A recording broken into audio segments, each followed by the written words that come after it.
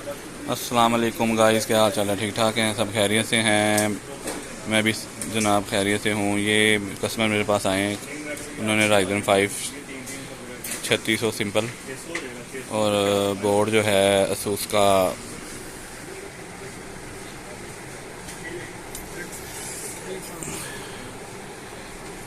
का बोर्ड है X370 pro, ठीक है। और रैम इन्होंने लगवाई 8 GB, NVMe कार्ड लगाया है, ठीक है। और ये इन्होंने रेंडरिंग के लिए सिस्टम बनाया हुआ है, ठीक है। एडोब प्रीमियर, आफ्टर इफेक्ट्स वगैरह सारे इस पे चलाने हैं।